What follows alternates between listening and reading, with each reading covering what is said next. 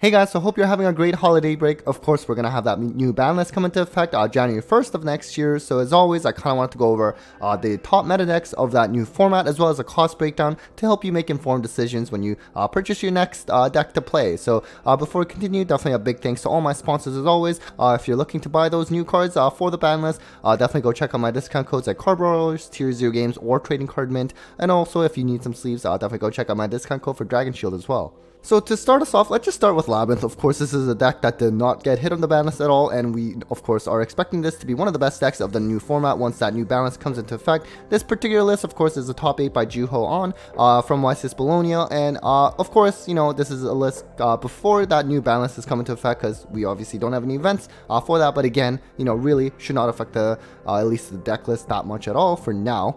So the overall deck is actually unfortunately pretty expensive just because Labrynth, you know, if they're on the extravagance build, which most of them are from my understanding, at least for now, it's going to be very expensive because you're playing 3 Chaos Angels, which have gone up a lot, like 100 each, and of course double SP, and even 3 Typhons, kind of hefty as well. So $900 for this exact list right now. Of course, you can also look into the top 4 deck list by Dinkabui, who actually did not play the extravagance build, so only like 1 Chaos Angel, so you can also look into that as well.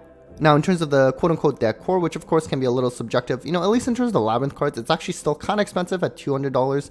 The Aureus, the new card, is actually about $25 each, and even the Big Welcome is about $30 each, which have kind of gone up a lot since that ban list, just because Labrynth was not hit at all. In terms of the extra deck, I just put Muckraker here. I mean, it's honestly penny, so it's really not influencing the deck core cost at all. I put 3 just because of the extravagance build, but again, holistically speaking, this deck is rather expensive because of the extravagance build and playing multiple Chaos Angels and SPs and Typhons. Now, of course, keep in mind, once mid-January comes into effect, for OTS at least, January 7th is when transaction rollback comes out in Mesa Millennia, and of course on the 19th, that's when it's actually legal, but this card is presumably probably going to be pretty, at least not cheap, and on top of that, the Labrynth cards probably will go up in price as well, just because this card is just single-handedly going to make Labrynth incredibly strong, so definitely keep an eye on that. So this is kind of like how much did Labrynth core cost now, but probably would go up once transaction rollback comes into effect.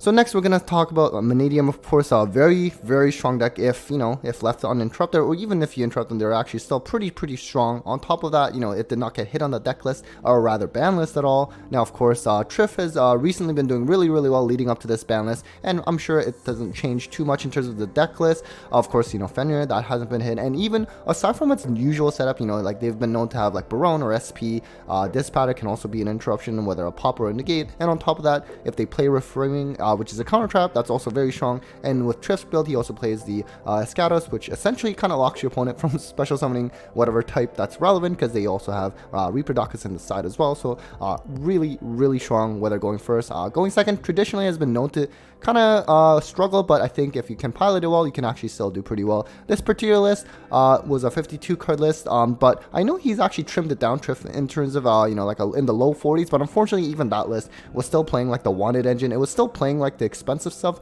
so deck price wise, I don't think it would change that drastically, but this entire list was $1,200 right now, which is insanely expensive. Of course, you know, you have something like the wanted engine, you have even the Fenrirs, which have gone up, like the cashier stuff in general because of the ban list have gone up as well. Extra deck, you always have, you know, anytime you have SP and access code talker, that's gonna be kind of expensive. The Astrolabs are like $15 each as well, and then the side deck of course can be a lot cheaper. Like you have the thrust here that's making it really expensive.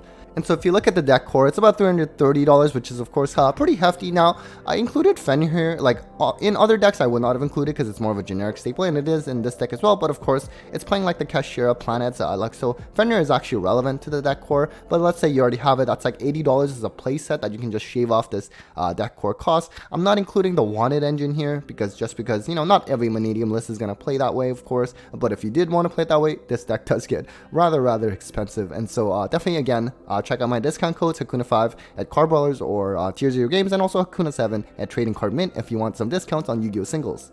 Next, we're going to head over to Rescue Ace, which of course is a deck that did get hit on the ban list. Like as you see here, this one was of course before the ban list, so you have Airlifter at 3, so you're just going to put that to 1 next time around. So it's definitely a notable hit, but at least it's not, absolutely game breaking as it was for, let's say, Unchained when they got their Red Dog hit to 1. So this particular list, second place at YCS Bologna by Anthony, $880 right now. The deck is rather expensive, especially because of the Wanted engine, which is going to be a common theme throughout this video, unfortunately. And so as you can see, extra deck, also they usually play double SP, which also adds to the cost, but the side deck, $50 again.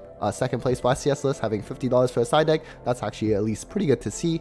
It's of course a deck mainly known for set 4, but you know what, it's like you got to give it credit. It also has like SP, it has a lot of different interruptions, and like the sets provide like a pop, they provide a negation, Preventer can provide a Book of Moon effect as well, and all the non-engine space that can go with Rescue Ace, along with it being very consistent thanks to the Wanted engine. Really key contender for the next format still.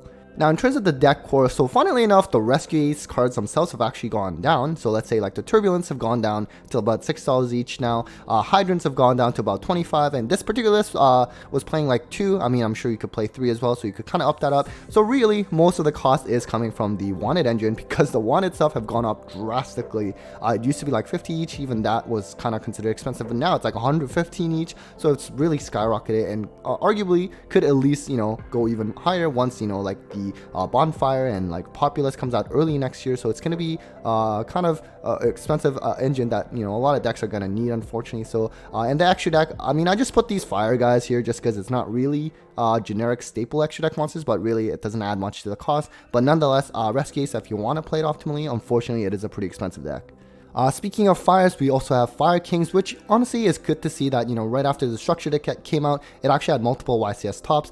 Unfortunately, this particular list, of course, is quite expensive. You do, again, if you want to play it optimally, you need to have the Wanted engine, which really drives most of the cost for this deck. But if you want to play it budget, I'm sure you can play with, like, let's say, the structure decks, just get 3 of those for like $30. And then I know there were some, like, Nadir Servant kind of builds with, like, as a budget option. I know there were some rumblings in the Fire Kings group about, whether that's not very good, but nonetheless, you have like the rarity set reprint. So with the staples, you can at least have a functioning deck. It's just that playing optimally at a competitive level, like especially YCS level, you obviously need to have the Wanted engine. The side deck, again, the 3 thrusts, anytime you see that, you have to be a little hesitant, because it just really includes, or rather adds a lot to the cost that you don't necessarily have to play as well. And if you watch my YCS Top Cut breakdown, thrust was actually not played that much as before at YCS Bologna, at least.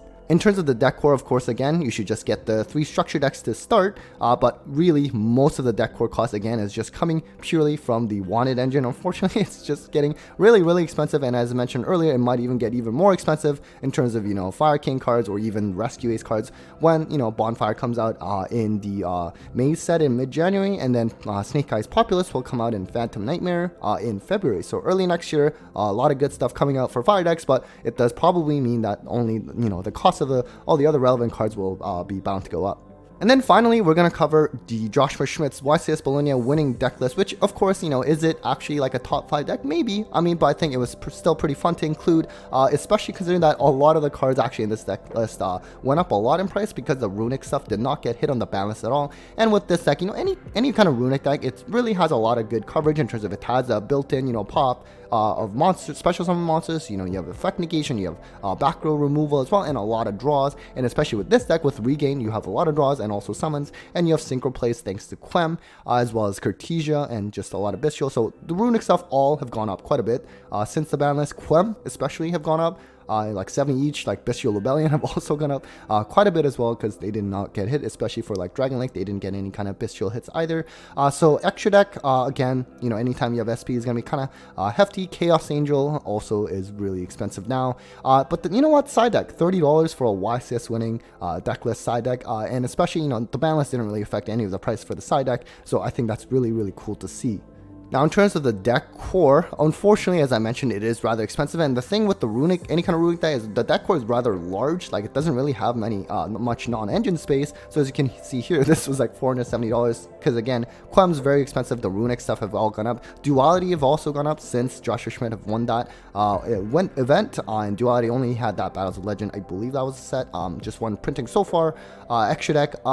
This pattern, I guess you could kind of argue, is like kind of a generic staple because a lot of different decks can run it, but at the same time, for this deck in particular, it's very integral with, you know, Clem and like the Bystials becoming level 10, and it is quite important. So I decided to include it, but you know, that's about $40 you can shave off if you already have it. Nonetheless, it is a rather expensive deck. Alright guys, so that was it for the breakdown of the best meta decks post new ban list, as well as a cost breakdown of the decks to help you make informed decisions on what next deck to pursue as we head into this new format. Hopefully it was enjoyable. Big thanks to all of you for watching. A huge thanks to my patrons as always. Again, happy holidays. Hope you have a great new year, and well, see you soon.